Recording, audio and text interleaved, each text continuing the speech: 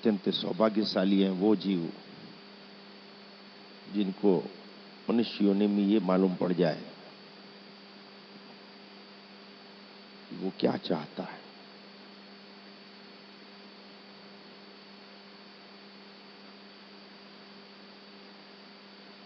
मनुष्य जीवन में उसका लक्ष्य क्या है।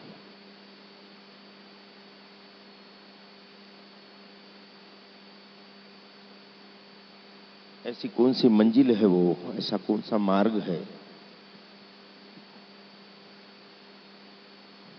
जिसको पाने के लिए परमपिता ने हमको बहुमूल्य मनुष्य योनि दी। जिस जीव को ये मालूम पड़ जाए वो अत्यंत सौभाग्यशाली,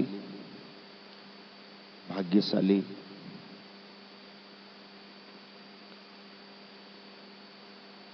और जीवन की मस्ती में जीने वाला जीव।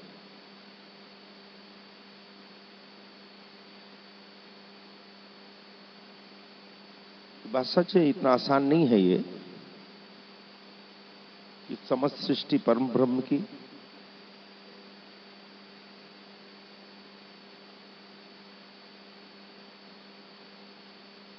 लेकिन जैसे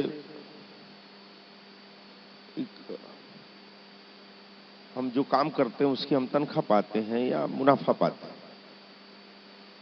वैसे जो भी जीवात्माएं जो जो कर्म कर रही है वैसी एक व्यवस्था मृत्यु लोक की कि उसके अनुरूप वो प्राप्त करता है सुख दुख, मान अपमान। लेकिन मनुष्य योनि एक ऐसी योनि कि परम कृपालु ने हमको बोनस पॉइंट इकट्ठे करने के लिए ये योनि दी। हम चाहें तो अपनी आत्मा को देवत्व तक ले जा सकते हैं और हम अगर चाहें या हम लापरवाह रहें तो हम अपने आप को दानवता की हद तक गिरा सकते हैं। ऐसे तल में जब मनुष्य योनि में हमको जन्म मिला और उसमें ऐसी परम शक्ति कृपालु जगदम्बा मिली और उसके बाद अगर हम रुक जाए, सोते रहें, रोते रहें,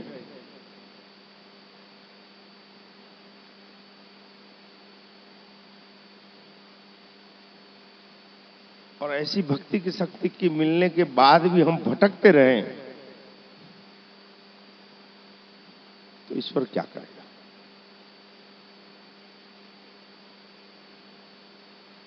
जितनी योनियां हैं वो सब अपने संचित कर्मों को भोगती है, उसमें उसकी इच्छा या अनिच्छा नहीं चलती। लेकिन मनुष्य योनि में आपको ऑप्शंस मिलते हैं, आपको चुनाव करने की स्वतंत्रता रहती है। बाकी जितने भी कीट पतंगे वनस्पतियां हैं 84 लाख कही जाती है हमारे सनातन में। हमारे हिंदुस्तान के दर्शन में, हिंदू दर्शन में 84 लाख योनियों में एक ही योनि ऐसी जिसमें विकल्पों की स्वतंत्रता दी गई। लेकिन हम कौन से विकल्प चुनते हैं? जो इस देह को पोषित या संतुष्ट करते, अच्छे से अच्छा भोजन, अच्छे से अच्छे शारीरिक संबंध, अच्छे से अच्छा मकान, कपड़े, जो भी चाहत है, जो भी तड़प है या जो भी हम ताकत लगाते हैं अपनी समस्त इंद्रियों की, वो इस देह से आगे नहीं होती। तो पशुओं में, जीव जंतुओं में और उच्चतम मनुष्य योनि में क्या फर्क? आपकी बात नहीं समझ में आ रही है क्या? जलचर मतलब जो पानी में रहते हैं ऐसे जीवों को, जैसे मछली को आप चाहो बाहर रख के पालना तो क्या वो रह सकती है?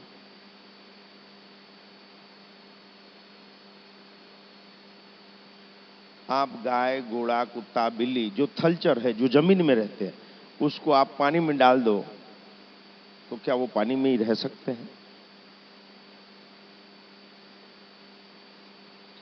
पक्षी जो नभचर हैं, जो गगन में विचरण करते हैं, उनको आप पैर बांध के जमीन में रख दो, उड़ न सके, तो क्या वो रह सकते हैं?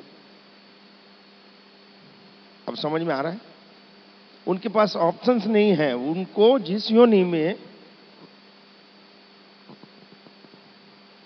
लेकिन मनुष्य जल के भीतर भी रहता है, वो हिमखंडों में भी रहता है, गुफाओं में भी रहता है, वो अंतरिक्ष में भी रहता है, वो जलचर भी है, थलचर भी है, नभचर भी है, वो अंतरिक्षचर भी है।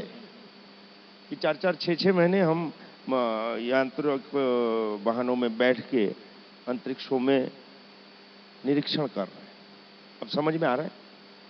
और किसी योनि में ये सुविधा नहीं। लेकिन इतना कुछ ईश्वर के द्वारा प्रदत्त मनुष्य योनि में खुद के स्वाध्याय की जरूरत है। इसमें हम किसी पे उंगली नहीं उठा रहे। खुद से सवाल करना कि हम किस तरीके से जी रहे हैं, हम किस सोच में जी रहे हैं, हम किस स्तर में जी रहे हैं, हम किन इच्छाओं और कैसे लोगों के बीच जी रहे हैं।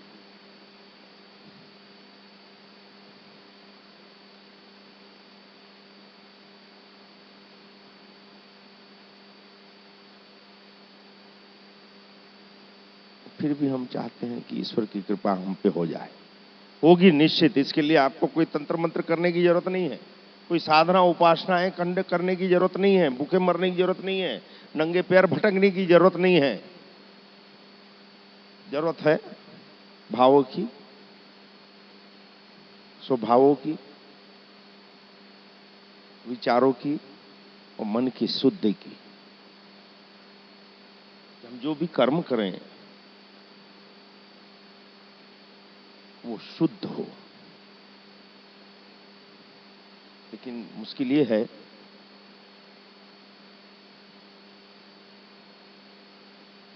कि दिखावे के सिवाय हमको जीना आता नहीं।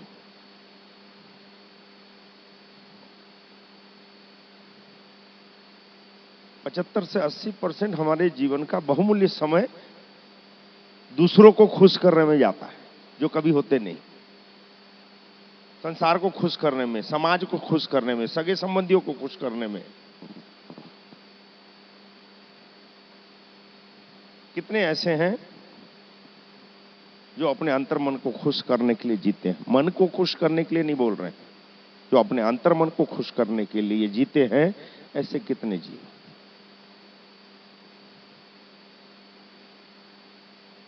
हमेशा एक मुखौटा पहन के, हमेशा एक दिखावा, हमेशा एक बहुरूपियापन।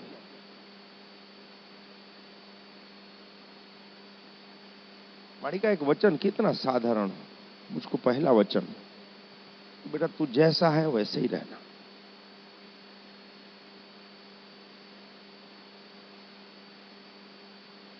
उसके बाद से झूठ क्या होता है हम नहीं जानते। इतनी बड़ी सृष्टि में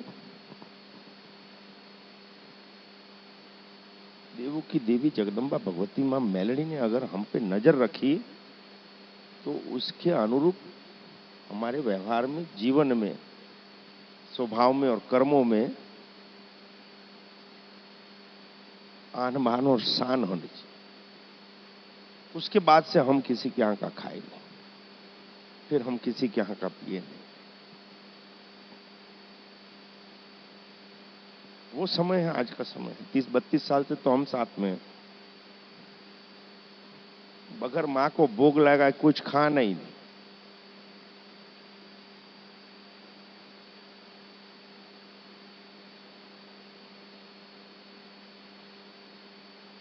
क्या पाना है ये मालूम पड़ गया, और पाना है वो मालूम पड़ गया नहीं, वो जो पाना था वो सामने आ गया।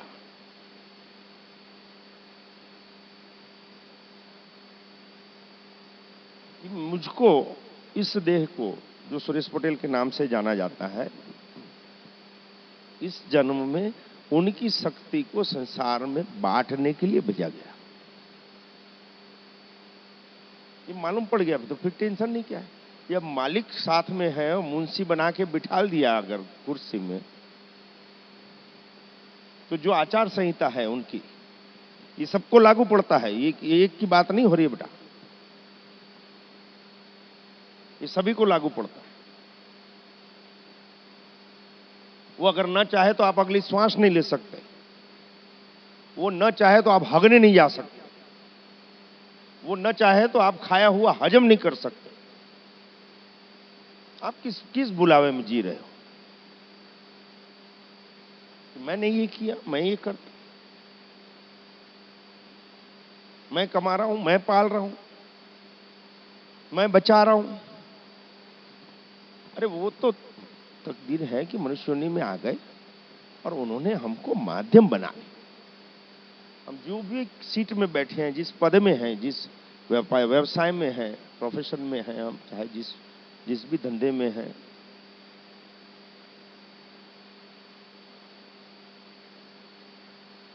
उसमें हमको मात्र माध्यम से ज्यादा खुद की सोच को नहीं रखना। करके देखो, कठिन नहीं है।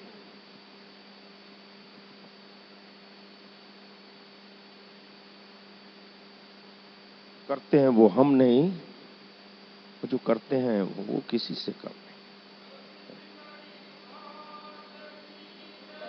आप खुद से पूछना ईमानदारी से, जब आप खुद से बात, देखो एक बात बताऊं आपको बेटा, झूठ से चिढ़ लगती है कि नहीं? हाँ नाम जवाब दो। कोई धोखा देता है तो कैसा लगता है? अच्छा लगता है। क्यों?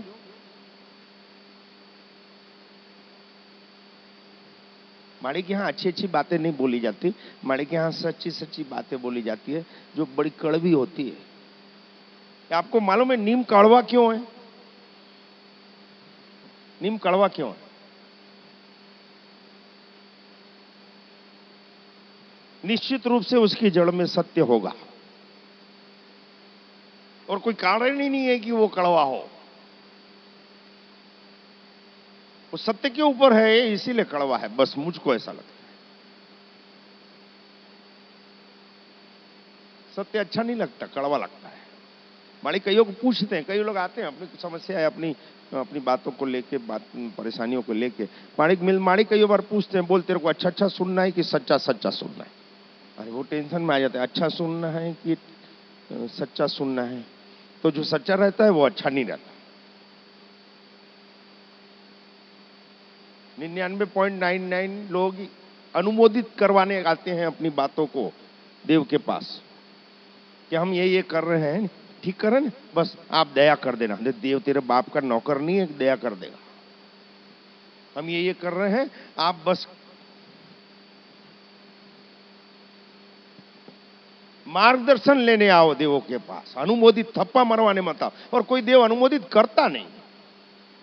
अनुमोदित करते हैं ये गुरु घंटाल लोग, बैगा बाबा लोग, तांत्रिक लोग, इन लोग अनुमोदित करते हैं, जा बेटा सुखी हो जा, दूधो ना हो पुतो फलो, खूब बरकत होगी।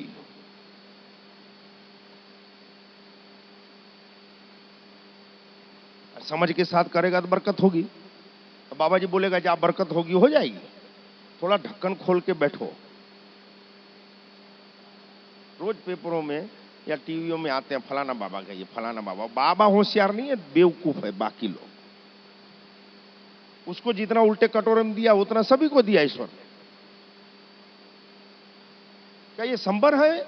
कभी हो सकता है बेटा कि हम बीज न डालें और फसल उगाए?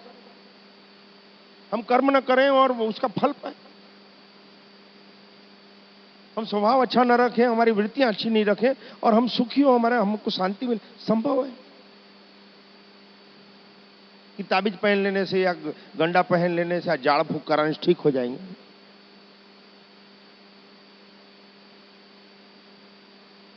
ये मेरा अनुभव बोल रहा हूं बेटा। 20 सालों से, 20 भी काहे को, 80 81, मतलब कितने सौ, 30-35 साल हो।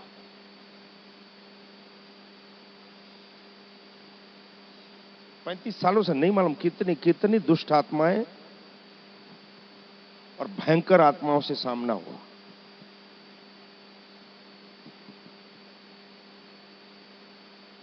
और नहीं मालूम कितनी देवों से मां ने सामना करवा दिया।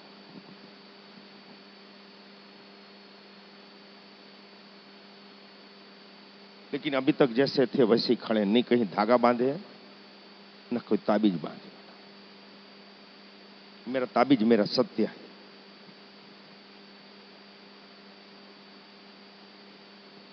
कईयों दुष्ट आत्माओं को ऐसा बोला गया, छाती ठोक के बोले, गवाह बैठे हैं ऐसा, कि क्यों इस बच्चे को परेशान कर रहा है इतनी। अरे बोले जगत में किसी की ताकत नहीं है मुझको इस देह से छुड़वा सकते। उसको बोलते थे काम कर, मेरे में आ जा भैया, इसको छोड़, तेरे में नहीं आऊंगा कहा है।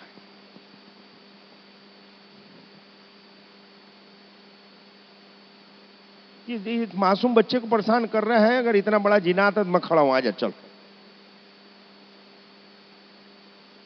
नहीं आ सकते भाई, बोले तेरे साथ।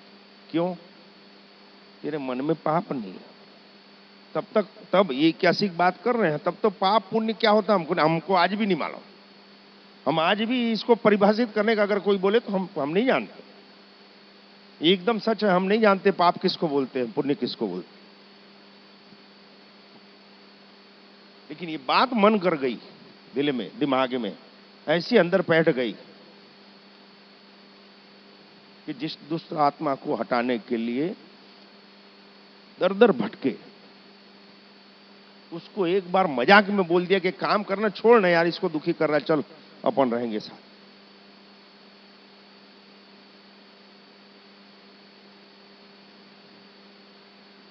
समझ में आ गया कि इससे बड़ा हथियार कोई नहीं, और इसलिए लिखे कि मां मेलड़ी सत्य है।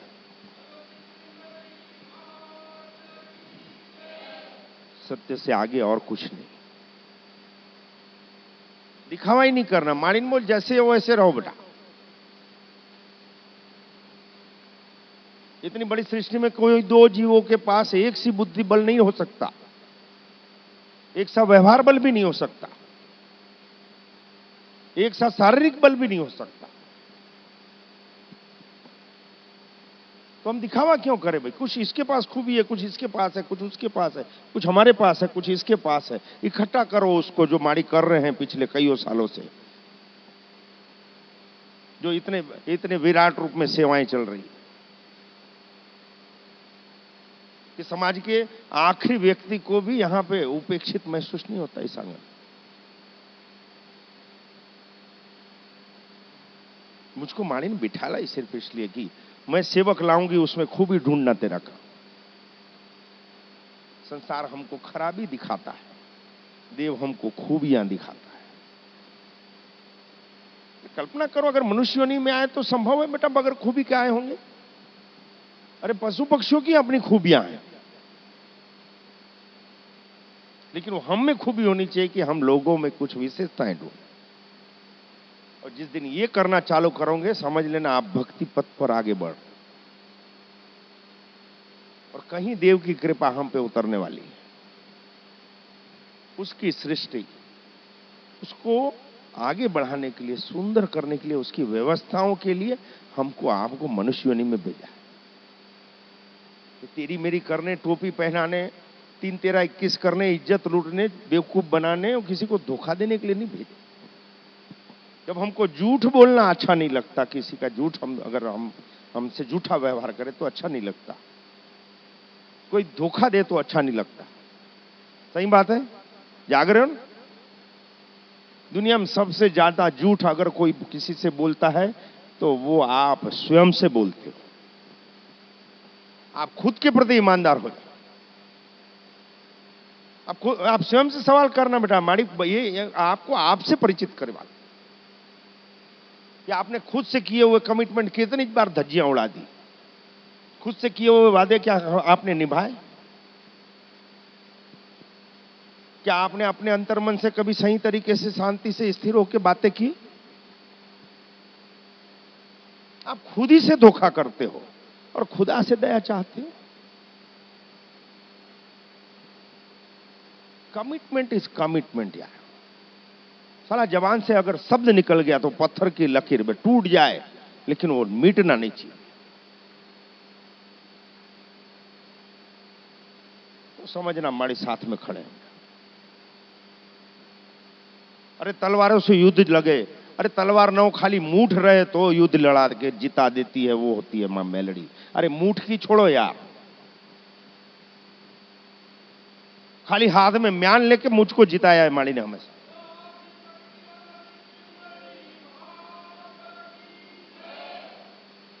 एक दो बार नहीं बेटा, 20 साल हो गए।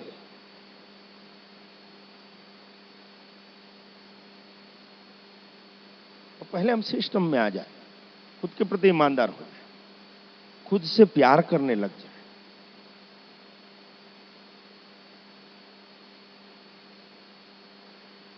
अभी जैसे बोल गया कि व्यवहार की शक्ति, बात सही है। ये आंगन व्यवहार की शक्ति का है। यहां बातें बोली नहीं जाती, बातें की जाती है, और जो व्यवहार में ला रहे हैं उसको देख के आप परिवर्तित कर सकते हो, तो आपका जीवन सुधार लो। आप बताने मत आओ कि मैंने ये किया, मेरे साथ ये हुआ, मेरे साथ वो हुआ, मैं ऐसा करना चाहता, बता मत, करके दिखा। एक बात और बता दें, हम किसी से इंप्रेस ही नहीं होते।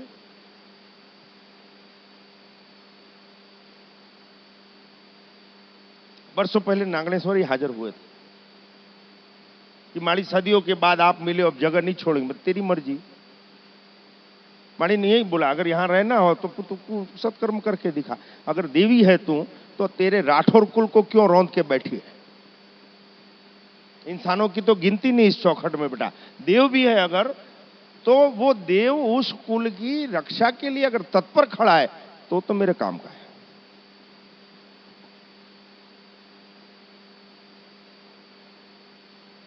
और इंसानों की बात हो, अगर वो अपने घर में अपने परिवार को खुश नहीं रख सकता, वो माड़िक क्या खुश कर सकता? आप खुद से खुश नहीं हो, खुद की पत्नी से खुश नहीं हो, खुद के पति से खुश नहीं हो, खुद के बच्चों से खुश नहीं है, खुद के माता पिता सास ससुर से खुश नहीं हो या खुश नहीं रखते, तो आप सोचो देव की कृपा आप पे हो जाए संभव?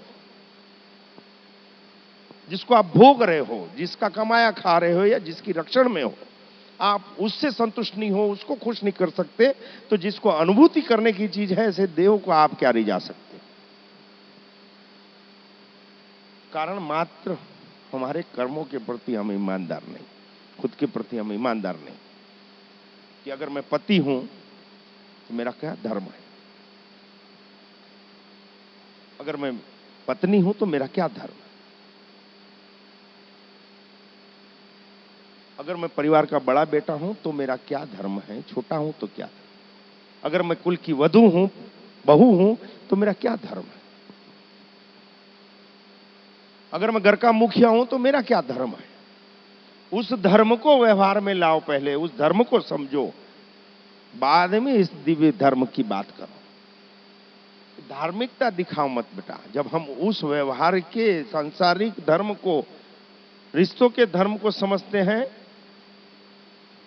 तब अलौकिक धर्म की कृपाएं उतरती।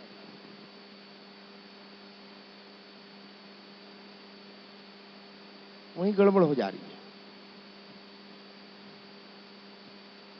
बहुएं चाहती है कि घर में प्रेम मिले और आराम से 7:30 8 बजे उठे और बोले घर में प्रेम मिले। संभव है?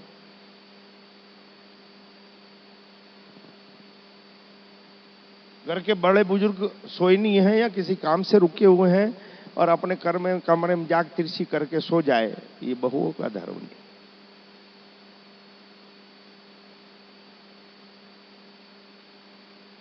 घर की जेठानी या सास काम करती और बहू ये बोले कि मेरा मूड नहीं है या मेरे को ये नहीं आता या मैं थक गई हूं, ये उसका धर्म नहीं है।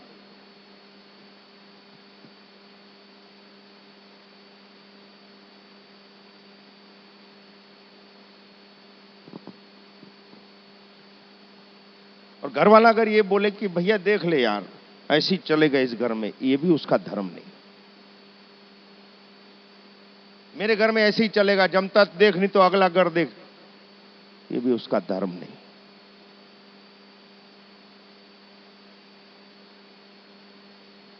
कोई अपना संसार, अपने परिवार, अपनी नाल और अपनी जात छोड़ के आपके पीछे आया,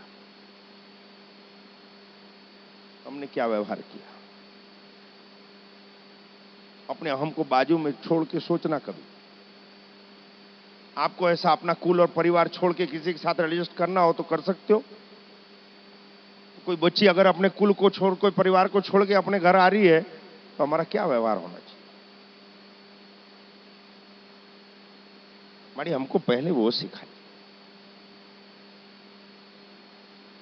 करना चालू करना आप। हम आपको नहीं बोल रहे, हमने कोई ठेका नहीं लिया। हमको ऐसी कोई खुजली ही नहीं है संसार को सुखी करने की, सुधारने की, कोई संप्रदाय खड़े करने की या चेला चेली बनाए, ऐसी ऐसी कोई खुजली हमको नहीं। जो सीखा उसमें इजाफा करते हुए इस देह को छोड़े, इसके सिवाय कोई अपेक्षा नहीं। आप कुछ सीख जाओ, सुखी हो जाओ, अच्छी बात है। न हो दुखी हो जाओ, बहुत अच्छी बात है। हमारे क्या,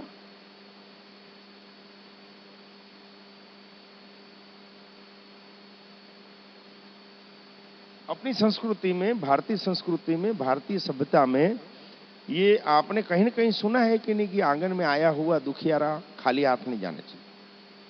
जाग रहे हो? सुने हो नहीं सुने हो?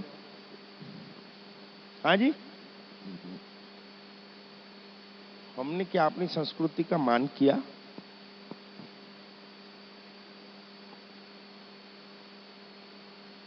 द्वार में आया कोई भूखा नहीं जाना चाहिए। मंदिरों में जाने से कुछ नहीं होगा, एक बात बता दे रहे हैं। पूजा पाठ करने से कुछ नहीं होने वाला है। ईश्वर जो ये देह में जो एक तत्व के रूप में बैठा हुआ है, हम जब तक उसको हम सेवा नहीं दे सकते, हमारी सेवाएं डायरेक्ट नहीं पहुंचती बेटा, वाया ही जाएगी।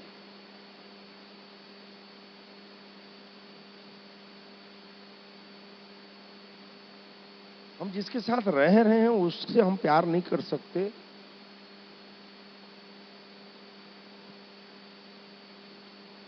हम खुद से ईमानदार नहीं हैं उसके प्रति।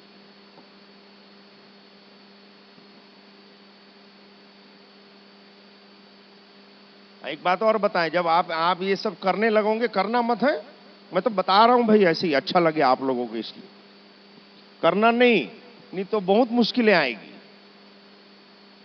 क्योंकि जब आप इस स्वभाव में उतरने लगोगे, आपका शुद्धिकरण होने लगेगा, मन का, विचारों का, भावों का, व्यवहारों का जब शुद्धिकरण होने लगेगा तो ईश्वर आपकी भिंडी तोड़ना चालू करेगा। ये मेरे दिखाए मार्ग पे आगे बढ़ रहा है, ये पास होने लायक जीवात्मा है, तो फिर हमारी परीक्षाएं चालू होती है। उसके लिए तो हम कभी तैयारी नहीं रहते। अरे हम जहां की स्कूल कॉलेज में पढ़ने जाते हैं उस एग्जाम के लिए तैयार नहीं होते। बस तू पास कर दे, एक बार यहां कोई अप्रोच नहीं चलती। एग्जाम में तो एक से चैप्टर साल भर पढ़ाते हैं, बाद परीक्षा देनी है। जीवन में तो हर पथ पे, हर डग पे कौन सी परीक्षा आके खड़ी रहेगी, कोई माइकाला नहीं बोल सकता। और किसी दो की पेपर एक से नहीं होते। आप नकल भी नहीं मार सकते, हालांकि साथ में रहता है तो इसकी नकल कर लूं।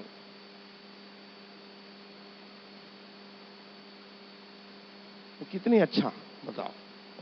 टीचर वीचर लोगों को कुछ काम नहीं, कितने भी बड़ी थप्पे लगा के बैठा हो, पद पे बैठा हो, वो भूतनी का ऐसी तिथि तो कराएगा ही।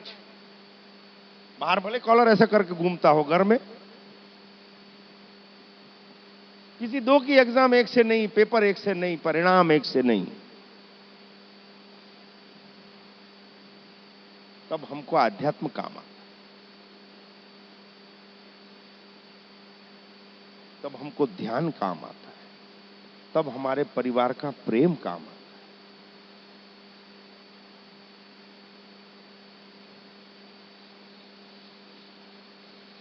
और हम शायद सबसे कम ध्यान इन चीजों पे देते हैं।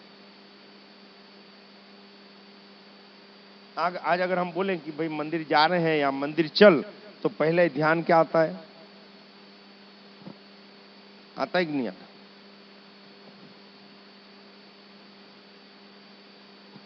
उसको क्या इन सब लफटूपनों की जरूरत है? बताया किसी शास्त्र में, किसी उपनिषद में, किसी ग्रंथ में ऐसा नहीं लिखा है कि तू ऐसा तिलक लगा या ऐसा कपड़ा पहनेगा या दाढ़ी रखेगा या जटाएं रखेगा तो ही तुझको ईश्वर मिलेगा या मैं मिलूंगा, ऐसा कहीं नहीं लिखा।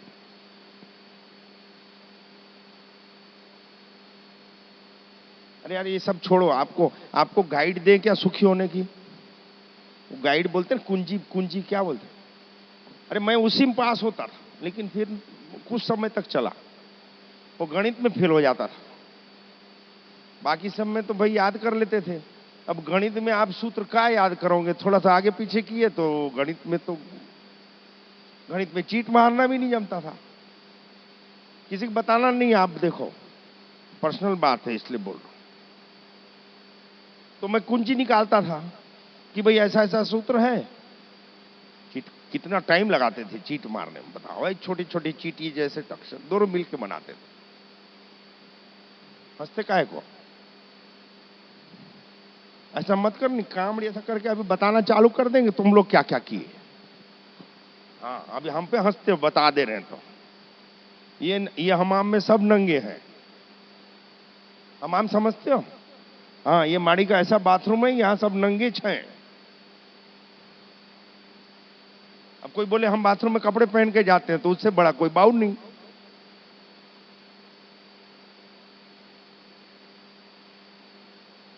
कितना टाइम लगाते थे चीट बनाने में दोनों भाई हम लोग, छोटे छोटे अक्षर। फिर एक ठोक इधर रखते थे, एक इधर रखते थे, एक इधर रखते थे, एक उधर रखते थे, इधर रखते थे, उधर रखते थे। वो क्वेश्चन भी आ जाते थे, आते थे। क्यों? हम लोग भूत लोग बुला के पूछते थे कौन सा क्वेश्चन आएगा बता, बताते थे, वो क्वेश्चन आ जाता था। फिर हम ये भूल जाते थे खुशी खुशी में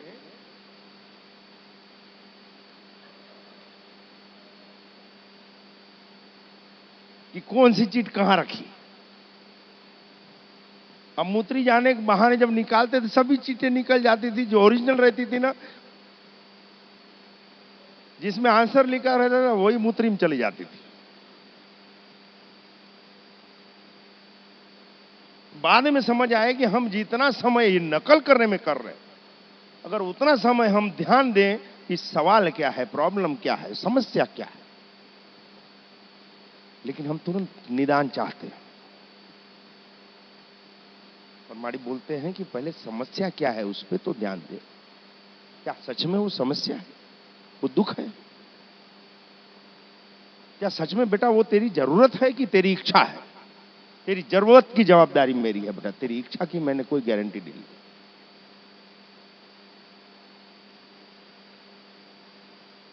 फिर कुंजी उठाते थे, उसमें ऐसा सवाल गणित का, तो ये जवाब।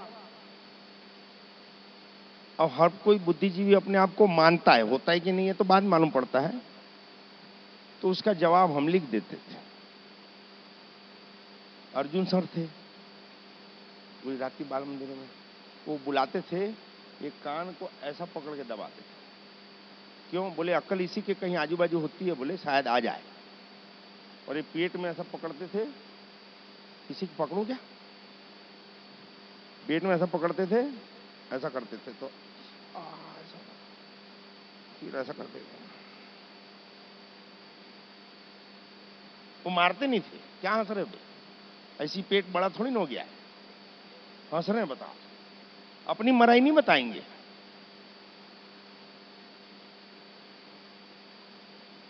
और फिर आंसर पेपर रखते थे, ये ऐसा लंबी लंबी लाइन मार, मैंने सर छोटा सा राइट मार दिया, इतनी लंबी क्यों मारते हो? बोले गलत है। मैं तो छोटा सा राइट मार देते, इसके बदले ऐसा लाइन मारते थे। मैं एक बार धीरे से बोल दिया, सर छोटा सा राइट मार दिया करो, नहीं इतना लंबा खींचते हो, तो कुछ लिखेगा तो राइट मारूंगा ना। तो सर आंसर तो सही है। एक बार तो डांट दिए गए, दूसरी बार ऐसे शिक्षकों को नमन है। सच में जो शिक्षक है मुझको बहुत प्यारे होते हैं। उन्होंने समझाया कि बेटा गणित में नहीं है, आंसर से कुछ नहीं होता, किस मेथड से ये आंसर आया ये महत्व का होता है।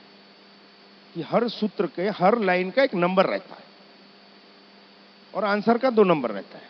अब सीधा अगर आपने आंसर लिख दिया तो 2 नंबर तो मिल गए, लेकिन मेथड कहां है 10 नंबर के क्वेश्चन का, कि ये सूत्र को ऐसा ऐसा गुणा भाग किए तो ये हुआ, उसके बाद ये गुणा भाग किए तो ये हुआ।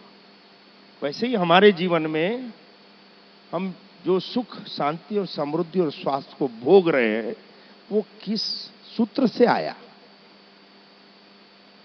किस मार्ग से आया, वो बहुत ही महत्वपूर्ण है।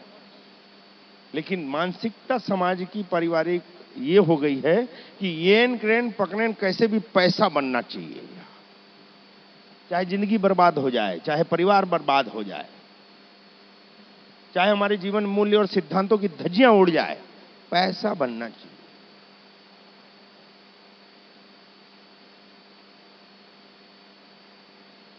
अगर आप उसकी कृपा चाहते हो, जिसको भी आप मानते हो, जिसमें आपकी श्रद्धा है, तो अनीति से या धोखे से मिली हुई जीत को ठोकर मार देना।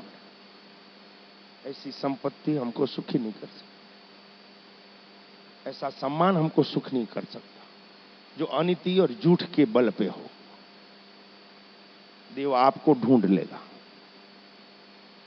जब आप नीति पे चलोगे तो देव आपको ढूंढ लेगा।